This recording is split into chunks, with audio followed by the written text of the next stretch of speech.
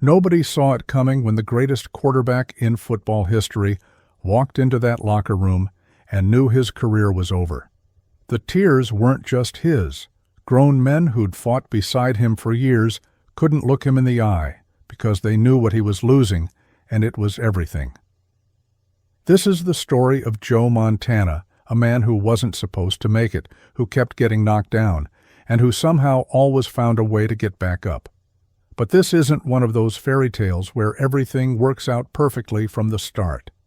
No, this was messier, harder, and more painful than anyone could imagine. Let me take you back to where it all began, in a small town in Pennsylvania, where a skinny kid named Joseph Clifford Montana Jr. was born in June of 1956. His parents had no idea they were raising someone who would change football forever. His dad worked hard, his mom kept the family together, and young Joe just wanted to play sports. Any sports, all the sports. The thing about Joe Montana that people don't understand is that he was never the biggest guy on the field. He was never the strongest. He didn't have the cannon arm that made scouts drop their clipboards in awe. What he had was something you couldn't measure with a stopwatch or a radar gun. He had ice in his veins and a brain that worked like a computer when everyone else was panicking. Growing up in Monongahela, Pennsylvania, Joe wasn't just playing football. He played basketball, and he was really good at it. In fact, he was so good that he got basketball scholarship offers. Can you imagine that? The guy who would become the greatest quarterback ever almost chose basketball instead. The universe works in mysterious ways, doesn't it? But football called to him. There was something about being on that field, reading defenses, finding the open man, leading a team down the field with seconds left on the clock. Even as a teenager, he had that special something. His high school coach saw it. His teammates felt it. When the game was on the line, you wanted Joe Montana with the ball in his hands. Notre Dame came calling, and Joe headed off to college with big dreams. But here's where the story gets interesting, and where we see the first signs of what would become his trademark. At Notre Dame, he wasn't the automatic starter. He had to fight for playing time. He got benched. He got demoted. He spent games standing on the sideline watching other guys play. Most people would have quit. Most people would have transferred to some smaller school where they could be the star, not Joe. He stuck it out, and when he finally got his chances, he made the most of them. There was this game against North Carolina in 1975. Notre Dame was losing badly. Joe was sick, actually sick with the flu, barely able to stand up straight. The coaches sent him in anyway because they had no other options. What happened next was pure magic. Joe led Notre Dame back from a huge deficit in the freezing cold, directing the offense like a conductor leading an orchestra. People in the stadium couldn't believe what they were watching. This sick kid who could barely breathe was picking apart the defense with surgical precision. Notre Dame won that game, and a legend was born. Then came the Cotton Bowl against Houston in 1979. This game is still talked about today because it was absolutely insane. Notre Dame was down by 22 points. 22. Most teams would have packed it in, started thinking about the offseason. Joe Montana looked at that scoreboard like it was a personal insult. The temperature was so cold that day that fans were getting hypothermia in the stands. Joe's body temperature dropped so low at halftime that the team doctors were feeding him chicken soup just to keep him functioning. Chicken soup. And this guy was supposed to go back out and play football against one of the best teams in the country. What he did in that second half defies logic. Drive after drive, completion after completion, he brought Notre Dame all the way back. With no time left on the clock, he threw the winning touchdown. The crowd went absolutely crazy. His teammates carried him off the field like he'd just won the war. Notre Dame won 35-34, and Joe Montana cemented his reputation as someone who simply refused to lose. The professional scouts were watching all of this. But here's the crazy part. They still weren't sure about him. Too skinny, they said. Arm isn't strong enough, they said. He's good but not great, they said. When the NFL draft came around in 1979, Joe Montana didn't go in the first round. He didn't go in the second round. He fell all the way to the third round, where the San Francisco 49ers finally picked him as the 82nd overall selection. 82nd. Can you believe that? 81 teams passed on Joe Montana before the Niners took a chance. It's like passing on buying Microsoft stock in 1986. It's like walking past a lottery ticket worth $1 million because it looked funny. Those other teams must have kicked themselves for years. San Francisco in 1979 was not a good football team. They were really bad, actually. The fans were unhappy, the organization was struggling, and nobody expected things to change anytime soon. Bill Walsh had just become the head coach, and he was bringing in this weird new offense that people didn't understand. They called it the West Coast offense, and it was going to change football forever. But Joe didn't start right away. He was the third-string quarterback, watching from the bench while the team struggled. He studied, he learned, he waited for his moment. When it came in the middle of his first season, he wasn't quite ready. The team kept losing. The city of San Francisco was used to losing by now. Nobody expected miracles. Slowly, game by game, Joe started to figure things out. Walsh's offense was perfect for him. All those quick passes, all that timing and precision, it was like the system was designed specifically for Joe Montana's brain. He started to connect with his receivers. He started to read defenses faster. He started to look like he belonged. By 1981, something special was building in San Francisco. The team was getting better. They had this receiver named Dwight Clark, who had great chemistry with Joe. They had a defense that was starting to gel. Walsh's system was clicking. The 49ers made the playoffs, and suddenly people were paying attention. The playoffs that year were magical.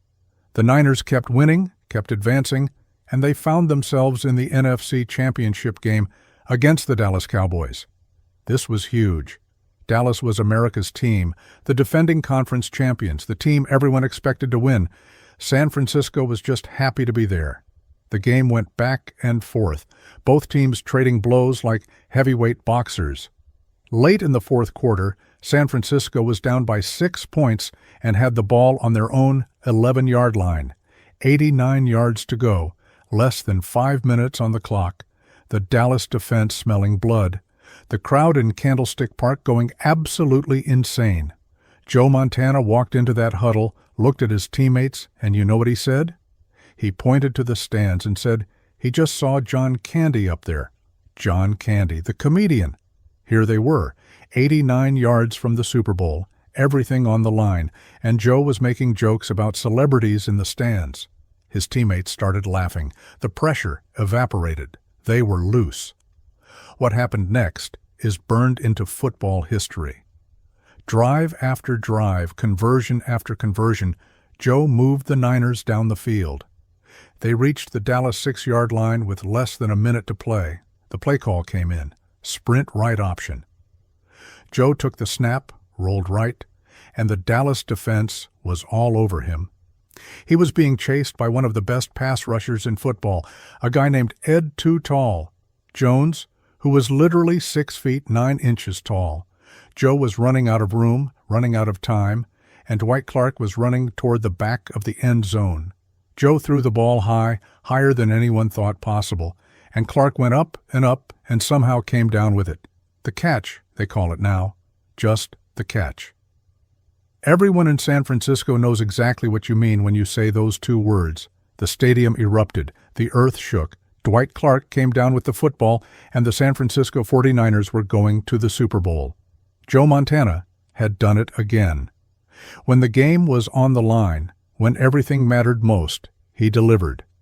The Super Bowl that year was against Cincinnati, and the Niners won 26-21. Joe Montana, the kid who was too small, who didn't have a strong enough arm, who fell to the third round of the draft, was a Super Bowl champion. He was 25 years old and on top of the world. But success changes things. Other teams started studying film on the Niners. They figured out how to defend Walsh's offense better.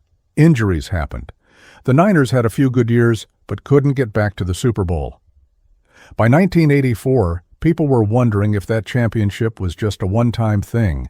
Maybe Joe Montana was good, but not great. Maybe that Super Bowl was luck. Then the 1984 season happened, and Joe Montana showed everyone what greatness really looked like. That season was perfect. He threw for over 3,000 yards and had a touchdown-to-interception ratio that was just ridiculous. The Niners went to the Super Bowl again, this time against the Miami Dolphins, who had this legendary quarterback named Dan Marino, who was putting up video game numbers.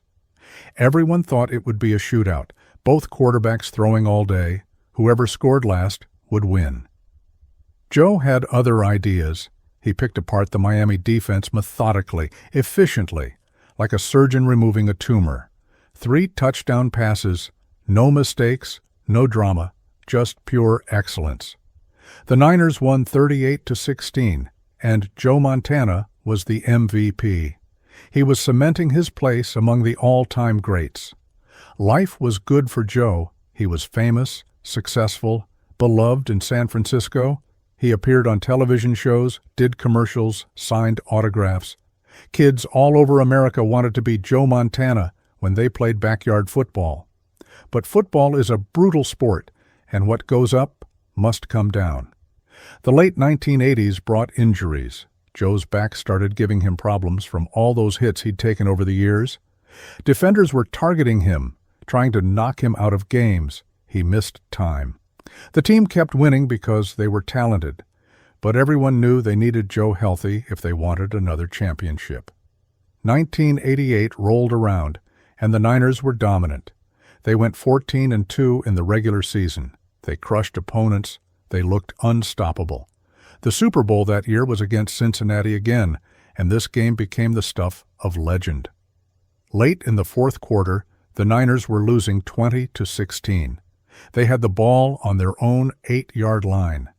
92 yards to go, 3 minutes and 10 seconds on the clock. If they didn't score a touchdown, their perfect season meant nothing. The pressure was enormous. The Cincinnati defense was fired up, knowing they were minutes away from being champions. Joe Montana walked into the huddle for that final drive, and offensive lineman Harris Barton was so nervous he was shaking. The moment was too big, too much pressure. Joe looked around at his teammates and pointed to the sideline. "Hey, isn't that John Candy?" he said. Again with the John Candy. It worked before, and it worked again. The guys started laughing, the tension broke, and they got to work. What followed was the most famous drive in Super Bowl history. Joe completed 8 of 9 passes. He moved the team down the field like they were playing a practice game. With 34 seconds left, he hit Jerry Rice for a 10-yard touchdown. The Niners won 20-16, and Joe Montana had done the impossible again. That drive is still studied by quarterbacks today. The composure, the accuracy, the decision-making under ultimate pressure. Most people fall apart when everything is on the line. Joe Montana got better. It didn't make sense, but there it was. On film, undeniable. He was the king of the comeback, the master of the moment. The very next year, 1989, the Niners did it again. They destroyed everyone in their path. Joe had the best statistical season of his career. The Super Bowl was against Denver, and it wasn't even close. The Niners won 55-10. Joe threw 5 touchdown passes and looked like he was playing a different sport than everyone else on the field. He won his 3rd Super Bowl MVP award, 4 championships, 3 MVP awards, the greatest quarterback in NFL history, and it wasn't really debatable anymore. But here's where the story takes a dark turn. In 1990, during a game against the Giants, Joe got hit. It was a bad hit, the kind that makes you wince even watching on television. He went down and didn't get up right away. When the trainers got to him, they knew it was serious. Joe had broken bones in his throwing hand and bruised his sternum. He was done for the season. A guy named Steve Young took over at quarterback. Steve was talented, maybe as talented as Joe, and he played well. The team kept winning. Some people in San Francisco started whispering that maybe it was time to move on from Joe Montana. Maybe Steve Young was the future. Maybe Joe's time had passed. Joe heard those whispers, and they cut him deep. This was his team. This was his city. He'd given them everything, won them 4 championships, and now people were ready to replace him because he got hurt? He rehabbed furiously, working harder than guys half his age. He wanted to prove everyone wrong. 1991 came, and Joe was healthy again. But Bill Walsh had retired as coach, and the new coach, George Seifert, had a difficult choice to make. Steve Young had played great. Joe Montana was a legend. Who do you start? Seifert went with Steve, and Joe had to stand on the sideline and watch his team play without him. This was torture for Joe. He was healthy, he was ready, but the team didn't need him anymore. Steve Young led the Niners deep into the playoffs. They lost in the NFC Championship game, and part of Joe wondered if they would have won if he'd been playing. But he kept those thoughts to himself and waited for another chance. The 1992 season was supposed to be Joe's comeback. He was going to prove he was still the best. But in training camp, he tore his tendon in his right elbow, his throwing arm. The injury was so bad that doctors weren't sure he'd ever play again. He was 36 years old, which is ancient in football years. Most guys retire by their early 30s. Joe was looking at possible career-ending surgery and a long, uncertain recovery. This was the moment I mentioned at the beginning. Joe Montana, the comeback king, was down for the count. The team doctors told him the truth. He might never throw a football again. His teammates didn't know what to say. How do you comfort a legend who's watching his dream die? But Joe Montana didn't become Joe Montana by giving up. He had the surgery. He did the rehabilitation. Hour after hour, day after day, he worked to get his arm back. It was painful, frustrating, and lonely. He was doing all this work while Steve Young was leading the 49ers and playing great football. Joe was fighting for a job that might not exist anymore. The Niners made it clear they were moving forward with Steve Young as their starter. Joe Montana, the greatest player in franchise history, was expendable. They put him on the trading block. After everything he'd done for San Francisco, after all those championships and all those memories, they were ready to ship him somewhere else. The Kansas City Chiefs came calling. They needed a quarterback, and even though Joe was older and coming off serious injury, they believed in him. In April of 1993, Joe Montana was traded to Kansas City. He had to pack up his life, leave the only professional home he'd ever known, and start over at age 36. The goodbye press conference in San Francisco was emotional. Joe tried to hold it together, but you could see the pain in his eyes. This wasn't how it was supposed to end. Champions are supposed to ride off into the sunset with their team, not get traded away like a spare part. But Joe stood up there with dignity and thanked the fans who'd supported him for 14 years. Kansas City welcomed him like a conquering hero. The Chiefs fans were excited to have a legend on their team, even if he was past his prime. But Joe wasn't going to Kansas City to be a sideshow attraction or a mentor to younger players. He went there to prove something. He went there to show San Francisco they'd made a mistake. He went there to win. The first game of the 1993 season was against Tampa Bay, and Joe Montana threw for 2 touchdowns and looked like himself again. The arm worked. The magic was still there. Kansas City won, and Joe was back. Over the course of that season, he led the Chiefs to the playoffs and proved that he could still play at a high level. He wasn't the same guy who dominated in his 20s, but he was still really good. The Chiefs made it to the AFC Championship game, 1 step away from the Super Bowl. They lost to Buffalo, but Joe had made his point. At age 37, coming back from career-threatening injury, playing for a new team in a new system, he'd taken them within 1 game of the Super Bowl. The comeback was complete. He played 1 more season in Kansas City in 1994. His body was wearing down. The hits were harder to recover from. The injuries piled up. After the season, Joe Montana announced his retirement. 16 years in the NFL, 4 Super Bowl championships, 3 Super Bowl MVP awards, 40,000 passing yards, 273 touchdown passes, and a legacy that would never be forgotten. But the story doesn't end with statistics and championships. Joe Montana changed what we think is possible in sports. Before him, comebacks were nice stories. After him, comebacks were expected. If you had Joe Montana on your team and you were down by 2 touchdowns with 2 minutes left, you believed you could win. That belief became part of football culture. Think about how many times he did it. The comeback against North Carolina when he had the flu. The Cotton Bowl against Houston. The catch against Dallas. The drive against Cincinnati in Super Bowl 23. Over and over again, when the game was on the line, Joe Montana delivered. Sports psychologists still study him today, trying to figure out how someone performs better under pressure instead of worse. Part of it was physical. Joe had great mechanics, quick release, excellent footwork. Part of it was mental. He prepared obsessively, studying film until he knew every defense inside and out. But part of it was just something innate, something you can't teach. When everything was falling apart and everyone else was panicking, Joe Montana got calmer. His heart rate would actually go down in pressure situations. It's like he was wired differently than other humans.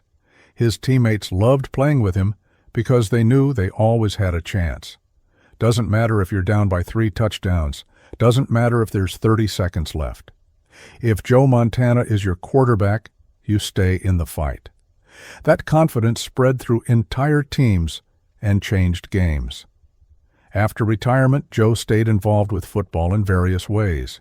He worked in broadcasting for a while. He ran businesses. He raised his family. But his legacy just kept growing. New generations of fans discovered old footage of his games and couldn't believe what they were watching. How did this guy who didn't look like a superhero do superhuman things? The argument started about who was the greatest quarterback of all time. Every few years, someone new would stake their claim. Dan Marino with his huge passing numbers, John Elway with his cannon arm and his own comeback ability, later Tom Brady with his 6 championships, Peyton Manning with his football genius, Aaron Rodgers with his incredible talent. But people who watched Joe Montana play know something that statistics can't capture. They know what it felt like when he had the ball with the game on the line. They know the absolute certainty that he was going to find a way to win. Numbers can tell you a lot, but they can't tell you everything. They can't measure clutch. They can't measure will. They can't measure refusing to lose. Joe's impact went beyond football, too. He became a symbol of perseverance in American culture. Business leaders studied his comeback ability and tried to apply it to their companies. Athletes in other sports looked at how he handled pressure and tried to copy his mental approach. Regular people facing tough times would think about Joe Montana coming back from broken bones and surgery and find inspiration to keep fighting their own battles. His relationship with San Francisco eventually healed. The initial bitterness from the trade faded over time. The 49ers retired his number 16 jersey. They built a statue of him outside their stadium. The fans never stopped loving him, even when the organization moved on. He returned to the city many times over the years, and the reception was always warm. Steve Young went on to have a great career with San Francisco, winning a Super Bowl of his own. But he never escaped Joe's shadow, and he'll tell you himself that he learned so much from watching Joe handle pressure. There was no animosity between them. Steve understood that he was standing on Joe's shoulders, building on the foundation Joe had laid. The Kansas City years, which could have been a sad footnote, became their own beautiful chapter. Chiefs fans still talk about the excitement of those 2 seasons when Joe Montana played in their stadium. They didn't win the championship, but they got to witness greatness up close. They got to see what made him special. Looking back at Joe's career, the thing that stands out isn't any single game or championship. It's the pattern, the repeated pattern of being counted out and coming back. In college, he was benched and came back. In the draft, he was passed over and proved them wrong. In the NFL, people said he was too small and he won championships. He got hurt and came back. He got traded and came back. Over and over, the same story with different details. Why did he keep coming back? Pride was part of it. Joe Montana was competitive in a way that's hard for normal people to understand. Losing wasn't just disappointing to him, it was personally offensive. Someone telling him he couldn't do something was the surest way to make him prove he could. But there was more to it than pride. Joe genuinely loved playing football. He loved the challenge of reading defenses, the satisfaction of a perfect throw, the feeling of leading his teammates down the field. Even when his body was breaking down and everyone told him to stop, he wanted to keep playing because the game brought him joy. There's a lesson in that for all of us, isn't there? We're all facing our own fourth quarters, our own comebacks we need to make. Maybe it's a career setback. Maybe it's a health issue. Maybe it's a relationship that fell apart. Maybe it's a dream that seems impossible. Whatever it is, we all have moments where we're down by 2 touchdowns with 2 minutes left. The question is, do we give up or do we keep fighting? Do we believe we can still win or do we accept defeat before the clock runs out? Joe Montana would tell you that as long as there's time on the clock, you've got a chance. As long as you're still breathing, you can mount a comeback. He'd also tell you that comebacks aren't pretty. They're messy and painful and full of doubt. There were nights when Joe's body hurt so bad he couldn't sleep. There were days when his arm wouldn't cooperate, and he wondered if the doctors were right about him, never playing again. There were moments of fear and uncertainty that nobody saw because he never let them show in his face. But he kept working, he kept believing, and when his moment came, he was ready. The NFL inducted Joe Montana into the Hall of Fame in 2000. The ceremony was in Canton, Ohio, and thousands of fans showed up to honor him. Players from his era, guys who'd competed against him and with him, stood and applauded. The speech he gave was humble and grateful. He thanked his coaches, his teammates, his family. He acknowledged how lucky he'd been to play a game he loved for so long. Since retirement, Joe has watched football change dramatically. The game is faster now, more pass-heavy, more complex. Quarterbacks throw for 5,000 yards in a season. Offenses score 40 points regularly. The records he set have been broken many times over. But ask any player from the modern era about Joe Montana, and their eyes light up. They know the history. They know the legend. His 4 Super Bowl rings without a loss in the championship game is still one of the most impressive achievements in team sports. 4 tries, 4 wins. When the stakes were highest, when the whole world was watching, Joe Montana was perfect. Tom Brady eventually won more championships, but he also lost a few Super Bowls. Joe never did. That perfect record in the biggest games stands as testament to his greatness. The comeback against Houston, the catch against Dallas, the drive against Cincinnati, these aren't just football games anymore. They're cultural moments, pieces of Americana that transcend sports. Parents who watched those games live tell their kids about them. Those kids grow up and tell their own children. The stories get passed down because they mean something beyond touchdowns and wins. They mean that miracles are possible. They mean that you're never out of the fight until the final whistle blows. They mean that one person with enough determination and skill can change everything in a single moment. Joe Montana lives quietly now, out of the spotlight mostly. He's not one of those former athletes who can't let go of their glory days. He had his time, he made his mark, and he's content with what he accomplished. But football fans will never let him fade away completely. He represents something too important, something too precious. In a world where we're constantly told about limitations, where we're encouraged to be realistic and manage our expectations, Joe Montana reminds us that sometimes refusing to quit is the most realistic thing you can do. Sometimes the impossible is just the difficult that hasn't been done yet. Sometimes comeback kings aren't born. They're made through thousands of hours of work and an absolute refusal to accept defeat.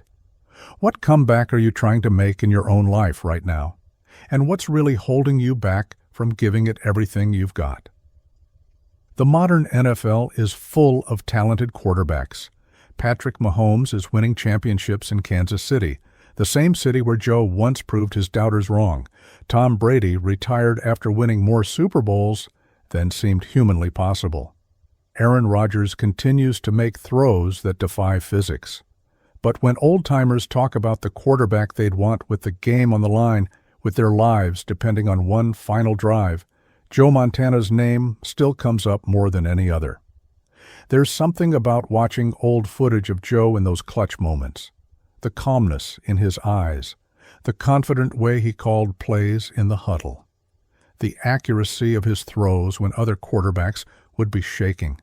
It's like watching someone operate on a different frequency than everyone else on the field. Sports scientists have tried to explain it. They talk about his ability to process information quickly. They mention his exceptional peripheral vision. They note his uncanny sense of timing. But none of that really captures what made Joe Montana special. You had to see it to understand it. You had to watch him take control of a game in the fourth quarter and just know, deep in your bones, that he was going to win. His former teammates tell stories about him that sound made up, like the time he fell asleep on the bench during a game because the defense was taking too long and he was bored, or how he'd sometimes change the play at the line of scrimmage, completely ignoring what the coach called because he saw something in the defense. And he'd be right. Almost every time he'd be right. Bill Walsh, his coach for most of his San Francisco years, once said that Joe had a gift for feeling defensive pressure without seeing it, like he had eyes in the back of his head. He'd step up in the pocket a split second before a defender arrived, threading the needle between pass rushers who should have crushed him. Walsh had coached a lot of quarterbacks, but he never saw anyone quite like Joe. The relationship between Joe and Jerry Rice deserves its own chapter in football history. Rice was the greatest receiver ever, and Joe was the greatest quarterback ever, and together they were unstoppable. They had telepathic connection on the field. Joe would throw the ball to spots where Jerry wasn't yet, but would be by the time the ball arrived. Jerry would catch passes in impossible situations because he knew Joe would put it right where only he could get it. When Joe got traded to Kansas City, part of what made it so hard was leaving Jerry behind. They'd built something special together. They'd changed how the quarterback-receiver relationship worked in football. After Joe left, Jerry continued to put up amazing numbers with Steve Young, but he'd tell you it was different. Nobody threw the ball quite like Joe. The business side of football is brutal, and Joe learned that the hard way. No matter how many championships you win, no matter how beloved you are, teams will move on from you when they think it's time.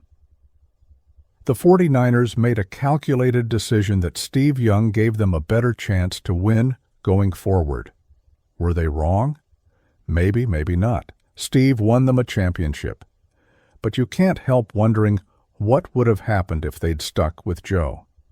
That's the thing about Joe Montana's story that makes it so compelling. It's not perfect. He didn't ride off into the sunset with the team he built into a dynasty. He had to leave, had to prove himself all over again, in a different place. The fairy tale ending would have been one more championship in San Francisco, then retirement with the Niners logo on his helmet. Instead, he got something more human, more real. He got to show people that even at 37, even after serious injury, even in a new system with new teammates, he could still play. That might be a better lesson than a perfect ending. Life doesn't usually give us perfect endings. Life gives us challenges and setbacks and forces us to adjust. Joe adjusted. He thrived in Kansas City because he refused to let circumstances defeat him. His children grew up watching their father be famous, which can't be easy. But by all accounts, Joe was a dedicated family man who tried to keep his home life separate from his football life. He didn't want his kids to be defined by being Joe Montana's children. He wanted them to find their own paths, their own successes. One of his sons, Nate, played quarterback in college and tried to make it in the NFL. The pressure on him must have been immense. Imagine trying to play quarterback when your dad is Joe Montana. Every throw you make, people compare it to your father. Every game you lose, people wonder why you didn't inherit his magic. Nate handled it with grace, carved out his own career, and never seemed bitter about living in such a massive shadow. The commercials and endorsements that came Joe's way during and after his career were numerous. He was the face of several major brands because companies understood that he represented excellence and reliability. When Joe Montana was selling your product, you were saying that your product performed under pressure. That association was worth millions. But Joe was selective about what he endorsed. He didn't just slap his name on anything for a paycheck. He wanted to be associated with quality, with things he actually believed in. That's consistent with who he was as a player, someone who cared about his reputation and guarded it carefully. The NFL has changed so much since Joe retired. The rules protect quarterbacks more now. Defenders can't hit them the way they used to. The offense is more complex, with pre-snap reads and audibles that would have seemed like science fiction in the 1980s. But the fundamental challenge remains the same. Can you make the throw when everything depends on it? Can you lead your team to victory when the odds are against you? Modern quarterbacks study Joe Montana's film to learn how he did it. They watch how he set his feet, how he read defenses, how he went through his progressions. They see a masterclass in efficiency and accuracy. But what they can't learn from film is how he felt in those moments. How did he stay so calm? What was going through his mind? That's the mystery that makes Joe Montana fascinating, even decades after he retired. He's given interviews over the years where he's tried to explain it. He talks about preparation, about knowing the playbook so well that everything becomes instinctive. He talks about trusting his teammates, about believing they'd be where they were supposed to be. He talks about breaking the game down into simple decisions, one throw at a time. But you get the sense that even he doesn't fully understand his own gift. It just came naturally to him. The debates about greatest quarterback of all time will continue forever. Football fans love arguing about this stuff. Brady supporters point to the 7 championships. Manning supporters talk about the 5 MVP awards and the football intelligence. Montana supporters talk about the perfect Super Bowl record and the clutch gene. There's no right answer because you can't really compare players from different eras. But here's what sets Joe apart in those debates. Nobody questioned his greatness when he was playing. Nobody said he was a system quarterback or that he was carried by his defense. Everybody who watched him knew they were seeing something special. The debate only started after he retired and other great quarterbacks came along. During his time, it wasn't really a debate. San Francisco in the 1980s and early 90s was Joe Montana's city. The 49ers were the team of the decade. They played beautiful, intelligent football that made you appreciate the sport on a deeper level. They weren't just winning, they were dominating and doing it with style. Joe was the face of all that success. When he comes back to San Francisco now, he's treated like royalty. Fans who watched him play bring their kids to meet him. They want their children to shake hands with greatness, to have that memory. Joe is always gracious, always willing to sign an autograph or pose for a picture. He understands that he's part of people's lives in a way that goes beyond football. The statue of him outside the 49ers stadium captures him in mid-throw, frozen in time, at the moment of release. It's a perfect metaphor for his career, always in motion, always making the perfect throw, always delivering. People take pictures with that statue, touch it for luck. It's become a shrine to excellence. Joe's legacy extends into how coaches teach the quarterback position today. The emphasis on quick decision-making, on accuracy over arm strength, on reading defenses pre-snap, A lot of that comes from studying Joe Montana. Bill Walsh's West Coast offense, the system that Joe ran so perfectly, became the blueprint for modern NFL offenses. You can draw a direct line from Joe's success to how football is played today. He changed what teams looked for in a quarterback. Before Joe, the prototype was a big, strong-armed guy who could throw the ball through a wall. After Joe, teams started valuing intelligence, accuracy, and poise under pressure. Suddenly, it was okay to draft the smart kid with the quick release instead of the big kid with the cannon arm. Joe proved that you didn't need to be physically imposing to dominate football. The injuries he overcame throughout his career would have ended most players. Back problems, elbow surgery, broken bones, his body took a beating. But he always found a way to come back, often playing through pain that would sideline other people. His pain tolerance was legendary. Teammates tell stories of Joe taking hits that made them wince just watching, then getting up and throwing a touchdown pass on the next play. That toughness was mental as much as physical. Football is a violent game, and quarterbacks are targets. Knowing that someone is trying to hit you as hard as they possibly can every time you drop back to pass requires a special kind of courage. Joe had that courage. He stood in the pocket until the last possible second, waiting for his receiver to get open, trusting his offensive line to protect him, delivering the throw, even as he was getting crushed. Young quarterbacks today are taught to protect themselves, to slide instead of taking hits, to get out of bounds instead of fighting for extra yards. That's smart football, and it keeps them healthy. But there's something admirable about Joe's willingness to take the hit, to make the play. He sacrificed his body for victories, and it cost him later in life with all the injuries he accumulated. Life after football can be difficult for athletes. Their identity is wrapped up in the sport, and when that's taken away, they struggle to find meaning. Joe seems to have navigated that transition successfully. He found other things to care about, other ways to challenge himself. He didn't need football to define him anymore because he'd already proven everything there was to prove. His humility is striking when you consider his accomplishments. He could spend every day talking about how great he was, and he'd be justified. But that's not who he is. He deflects praise to his teammates, his coaches, his family. He talks about how lucky he was to be in the right place at the right time. He never seems to grasp how special he was, or maybe he just doesn't want to brag about it. The Hall of Fame induction was the ultimate validation, though everyone knew it was coming from the moment he retired. First ballot, unanimous selection. But even that ceremony was more about gratitude than celebration for Joe. He seemed almost embarrassed by all the attention, uncomfortable being the center of such adulation. He just wanted to play football. The glory that came with it was a side effect. If you could design the perfect quarterback in a laboratory, you'd probably create someone who looked nothing like Joe Montana.